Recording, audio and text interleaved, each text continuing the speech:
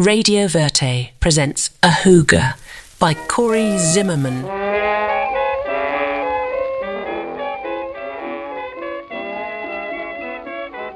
Smokey Joe, Act 4. I can't sleep at night.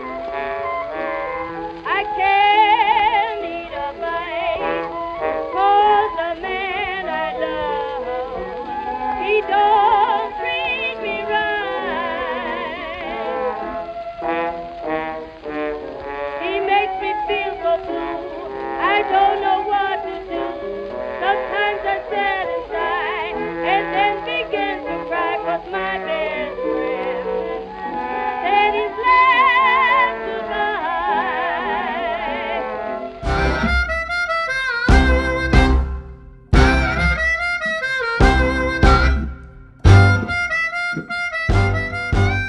Scum, Commander Remington told the Chicago Tribune, like the froth of gutter water floating on top of the exposed vats. Filth covered the floor, and the place was filthy with the stench of mold and refuse. Now, this beer sells for 65 cents a bottle in Southside saloons. We found more than 50 tanks of it in an abandoned warehouse. Tanks once filled with dead pigs. We arrested one man who said he had been hired to take the scum off the beer. In only his first 4 years, the Tribune read, Commander Remington has amassed an impressive record. Between July 1921 and April 1925, Remington has conducted more than 15,000 raids and arrested over 18,000 people.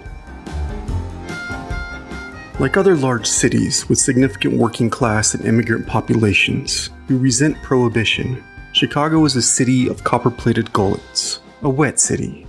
And if there is one thing that mixes well with bathtub gin and scum beer, it's a proper head of jazz. And in Rosemary's Mystery Room, the band plays on, trying to chase the blues away.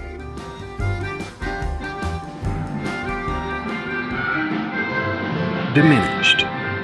I tend to my own gutlet, feet worn out from running barrels all day, though it's always night in the tunnels, in this underworld I dwell. I haven't written a word in some weeks now, and I'm in the joint by 11 every night, before the crowd show, and I stay until 6, long after the last patron has stumbled on home. I keep waiting, hoping to see Betty. I can't eat. I can't sleep. I can't stop drinking bathtub gin. I need her. I need to feel her, her heart pounding into mine. To feel my frailty is to know I am alive. I know. And to fear the sharpness of her blade, the way her words sliced right through me, opens my voice, my heart, and I lose all inhibition, not only to spill out those words before her on the floor, but the pages.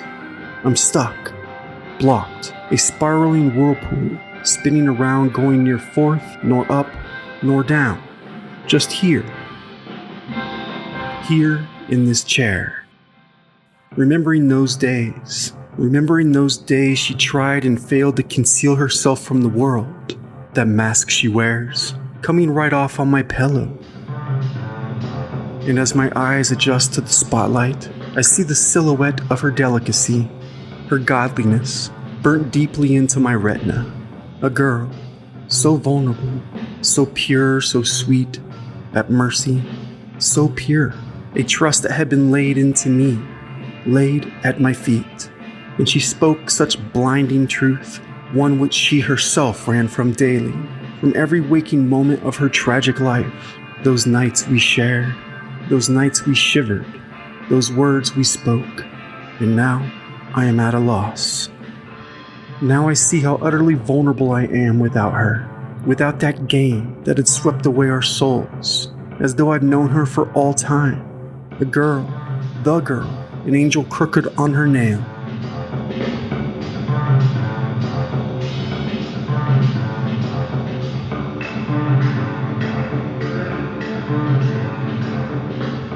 Or maybe I'm thinking magically. How far off am I? She spins within me while she is far off in the arms of luxury, a wealth I will never know again, nor be able to provide anyone. She possesses me like a gown, a Chinese pug drooling on the balcony, overlooking all that is golden, all that is blue. She has already forgotten me.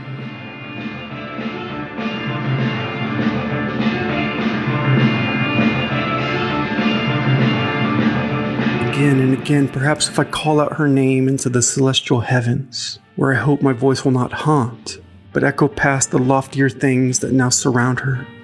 Or perhaps she will hear my moaning, back up out of the sewer drain, where I mold down here in the dank underground, where she has left me. As the growing crowd applauds, the rats squeal under my heels, as she lavishes grand dinner parties celebrated by all. I roll barrels about the sewers, barrels holding the booze that pours and spills out, loosening their lips and wallets alike, producing bill notes that pay her way through life. Fuck! Who am I? Who am I anyway? As I wallow, she awakens in golden threads, and as I molt, a fresh breeze through her French doors at dawn. I wilt in stagnation. I stank. Surely she has forgotten me. Indeed, there is no reason to hold on to the nights we shared. But hell, the way she unbuttoned that corset her heart hides within, a heart that peered out of her chest right at me, out at me with a bead of blood, soft flesh, milk and honey sweet. And what did I see in such blinding light? And what did I hear in each dreadful ahooga on the street? Not a woman, but a girl. A simple little girl who confounds me and drives me mad with her raven eyes that glow like lanterns in the night. She watches me. She never lets me be, always in the corner of my eye. So mad I must drink.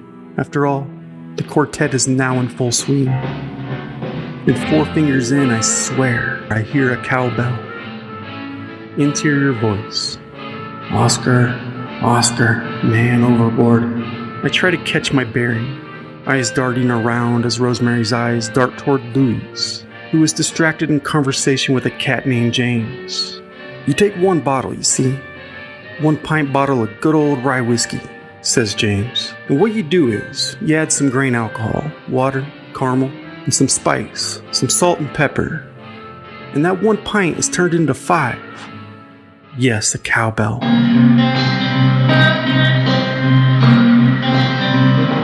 By a string running up through the floor to the ogre behind the counter in the candy shop above. He's yanking on it like hell as the squad cars line up out front. Exterior voice. Bacon! Shouts Rosemary, and Louie places a beam across the door as she hastily opens the half-door side stage, giving young Maggie a sobering shove out. Raid. The half-door clogs, and I look over at Louie, the weight of his thick back against the door. With a clomping approach, a battering ram suddenly ravages the frame of his body, plowing into the steel from where Commander Remington leads his vice squad. Dark tunnels. Folks scamper every which way in a panic, trampling over each other, rats underfoot, tails trying to flee up walls, evening gowns and 3-piece suits, knee-high in sewer swamp and shit. The quartet nonchalantly packs their axes, the tools of their trade, trying not to get too ruffled. They are well accustomed to their line of work after all, and hardly flinch as the door is busted down, and Louie is thrown to the floor and topped with bacon. Rosemary stands on her throne, shouting holy hell, as a tall shelf of bottles is dumped over at the hand of a copper, and I hear glass crash and shatter as I dive into the darkness. Have you heard the cry of pain? Seeing I know these tunnels like the back of my hand, one would think I have the advantage, but the cops slosh through sewer and shit like rats, and they are on my heels in no time. I expect a baton to the back of the head any moment, my shadow before me sharpening as their lamp quickens. But I know of a rickety old ladder just ahead and a small chute just off to the left that leads to a trap door on the street above.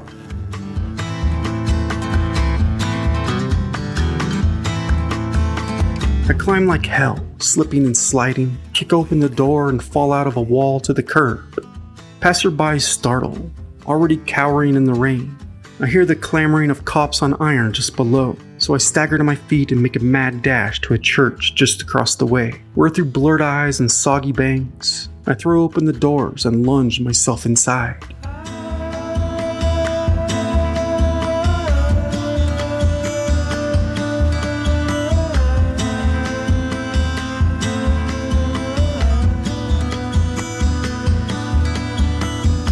Here I stand, soaking wet and smelling of sewer piss, trying to catch a stale breath, now fleeting.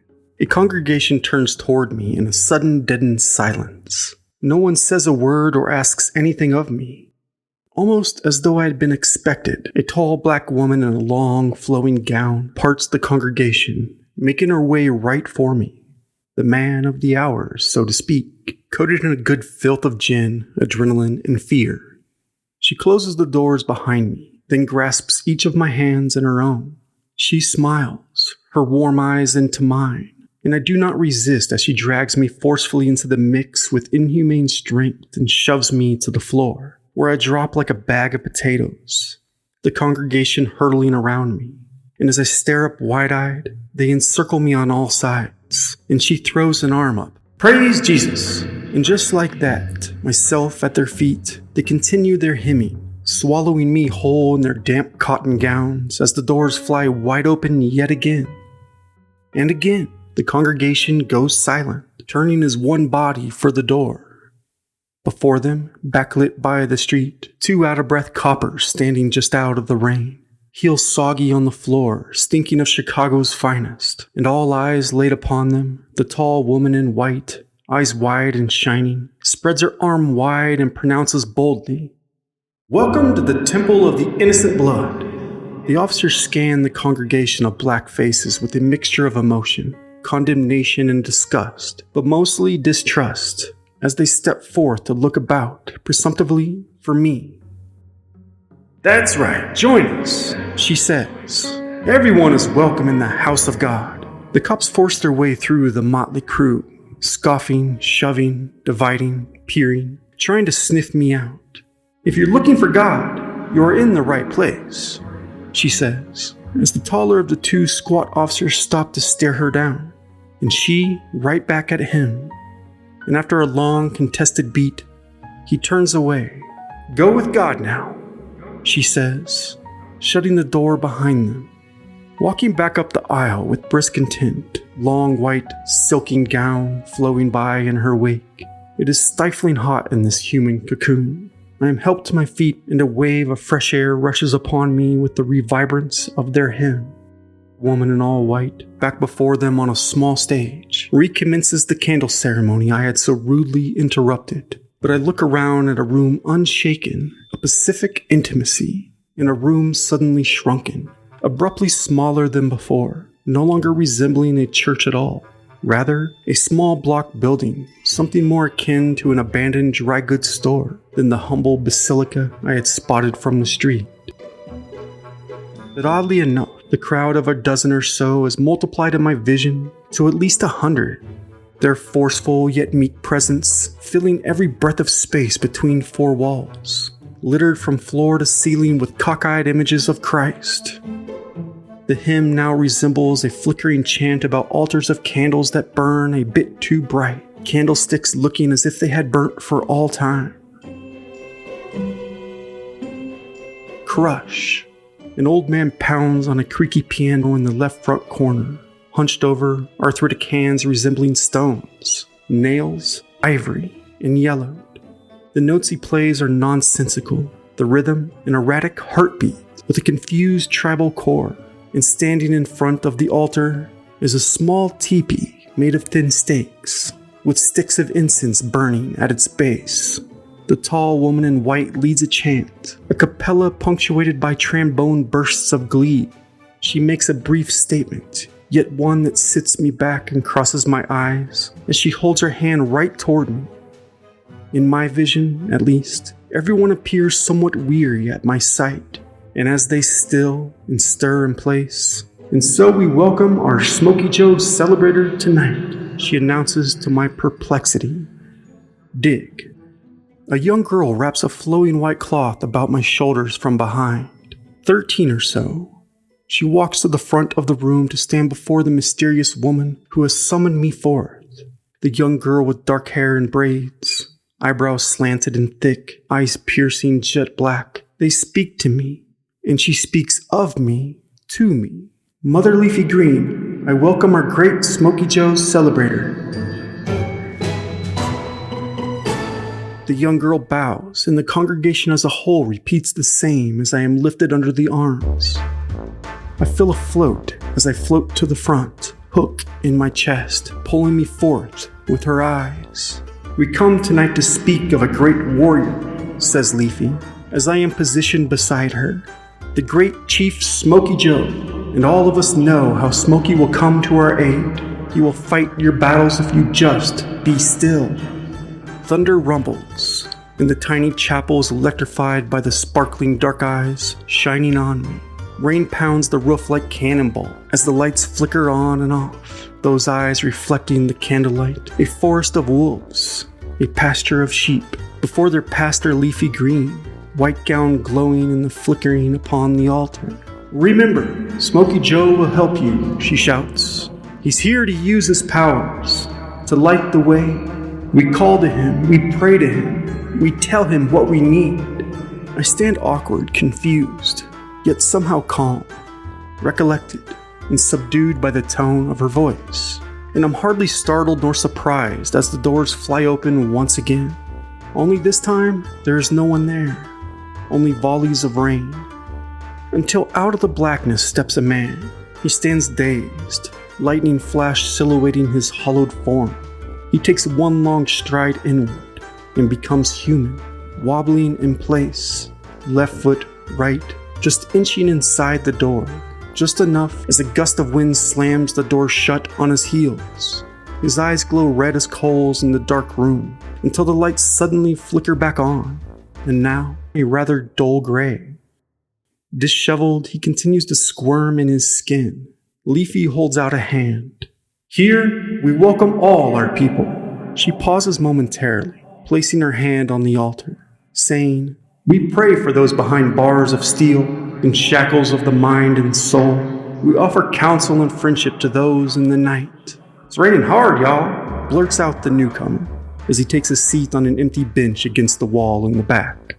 The rain continues drumming on the roof, and I notice a statue of a familiar man on the altar just behind the teepee. A rosy-cheeked man in a black suit with a red bow tie, dark sunglasses, a thick mustache, and a round bulbous nose under a feathered war bonnet. As incense curls, Leafy produces a cigar and lights it with a candle. With full cheeks, she puffs until the smoke is thick and the end of the cigar is cherry red. The air is now tobacco sweet as she plugs the Gordo right into the side of the rosy-cheeked man's shit-eating grin, wafting herself in the plume of smoke, saying, "We believe in the spirits, and we know the spirits will come if we call them. And this is a special night to honor and pay our respects to Smokey Joe." "Yes, lo," as Leafy paces back and forth across the floor before me. "The name Beatrice comes to me," she says. "Beatrice? Who is Beatrice?" she asks. "That's my mom's name," says the disheveled man on the bench in the back. "My mom's name Beatrice." "Yeah, and your mama worried about you," says Leafy, pacing the floor more intently, seemingly heated. "She knows you out in the streets, and all kinds of things can happen," she shouts crossly. "Look at you. You know your mama worried. Beatrice is grieving." The man stands and says, "I want to testify." "No," shouts Leafy. "You can do that later." And the man drops down on the bench. Laying her hand on my shoulder, Leafy says, "And we know from Smokey Joe that we have to be careful about money and love. We have to use money carefully. Can't waste money. Can't waste love." Leafy faces me. "I know you've been worried about money, and you need love. Yes, Lord, you need love," she says with a nod. "All right now," she says, crossing the stage. "The money is coming, but I'm afraid you have to wait for the love. But the money is coming. Now when the money does come, when it comes, no matter how much you need that money, you leave it in your pocket, you hear? And you wait 3 days before you spend it," she warns as she turns toward me, eye gleaming into mine. She walks off stage and into the crowd, addressing individuals who shout, "My son got in trouble. He had to go to the courthouse," crying out, "I pray to Smokey Joe to tell him that they don't put him in jail." Leafy tells the people to be patient, not to worry about the relative who is sick or the one who is so close to you yet oh so far away. and it is clear that her prophecies are not the stuff of miracles. As a folk preacher, it is evident that she knows most of the people here, calling them by name. In a small and poor congregation, her advice on love and coping with financial stress is universally applied and consistent. But the way she faces the people and the personal address in each of her accounts elevates her general line of oratory into something more specific and at the same time appealing. Her sway over her faction is total. Mother Leafy Green radiates confidence, and in a room of true believers, who am I to doubt the power of her ministry? As for Leafy, well, if she doesn't know the strange spellbound boy off the street, perhaps she has something of a gift, I wonder. As faith most certainly is, I realize. And as the ceremony rolls on, I stand amongst the congregation, now 200-fold, I shit you not, who chant, "Smokey Joe is a watchman. Smokey Joe is a watchman. He will fight your battles," in solidarity of a common struggle. Within the presence of Smokey Joe, Leafy dances across the floor, chanting, kneeling before the teepee, calling out his name, and as the ceremony reaches a lull, Leafy, back on her feet, continues pacing the floor, shouting, "Now I ain't gonna call any names, but there's money in this room, big money, and the important thing about the money is it's gotta be used right."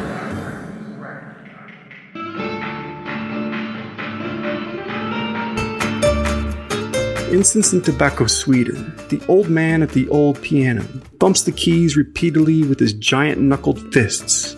A calamity, Leafy begins chanting softly, and in the middle of this chaos, she stops and points directly at me once more, commanding, "If you want to know Smokey, then you must come to the altar once more. And you, and you, and you," she says, pointing from one face to the next.